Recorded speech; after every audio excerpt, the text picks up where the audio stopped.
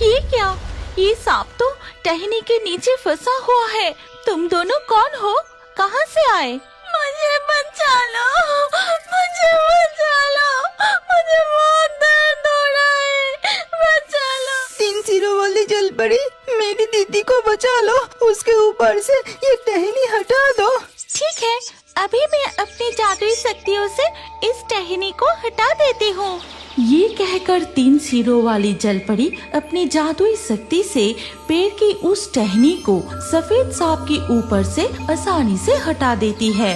लेकिन चोट लगने के वजह से सफेद सांप के शरीर से खून बहने लगता है। भाई, मैं चल नहीं पा रही हूँ, मुझे बहुत दर्द हो रहा है।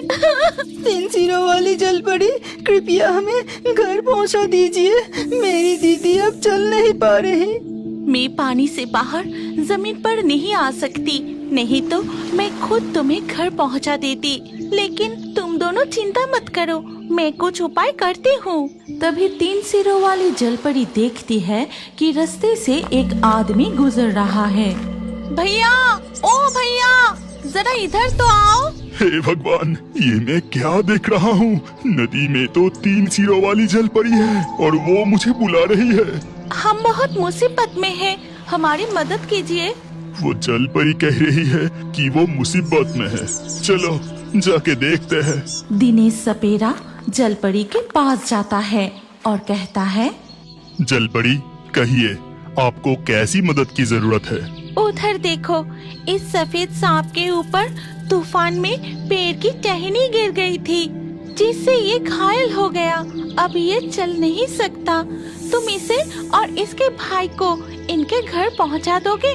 बस इतनी सी बात, आप निश्चिंत रहिए, मैं अभी उन्हें उनके बिल तक पहुंचा देता हूँ। ये कहकर दिनेश सपेरा दोनों सांपों को लेकर उनके बिल की तरफ जाता है। लेकिन वहाँ पहुँचने पर देखता है कि उनके मिट्टी का घर बर्बाद हो चुका है और नागिन माँ भी वहाँ नहीं है। अब मैं क्या करूं? सफेद सांप, काला सांप, ये देखो तुम्हारा घर टूट गया है और तुम्हारी माँ भी यहाँ नहीं है। उधर इच्छाधारी नागिन अपने बच्चों को ढूंढते हुए नदी के किनारे तक पहुँच जाती है और वहाँ देखती है खून के निशान, और खून की गंध से नागिन समझ जाती है कि ये किसकी खून है।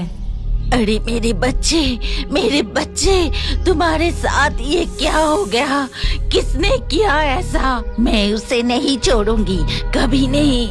इच्छाधारी नागिन के रोने की आवाज सुनकर वो जलपरी पानी के ऊपर आती है और वो नागिन को पूरी घटना बताती है। मेरे कहने पर वो इंसान तुम्हारे बच्चों को तुम्हारे बिल पर छोड़ने के लिए गया है।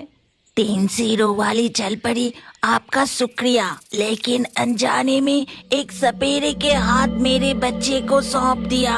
सपेरा सांपों का शिकार करता है। ये कहकर नागिन जल्दी से अपनी बिल की तरफ दौड़ पड़ती है और देखती है कि सपेरा और उसकी बच्चे वहाँ नहीं है। तब तक दिनेश सपेरा नागिन के 2 बच्चे सांपों को लेकर अपने घर चला जाता है।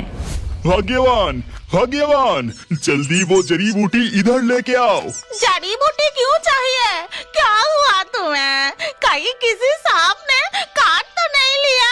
नहीं भाग्यवान, ये देखो, इस सफेद सांप को गहरी चोट लगी है। अगर जल्दी इसका इलाज नहीं किया गया तो ये मर जाएगा। इसके बाद सपेरा विशेष जड़ी बूटी को सफेद सांप के घाव पर लगा देता है।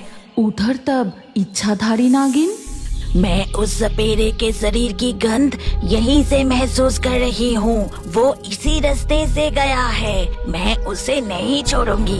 ये कहते हुए इच्छाधारी नागिन दिनेश सपेरे की गंध का पीछा करते हुए उसके घर के तरफ जाने लगी।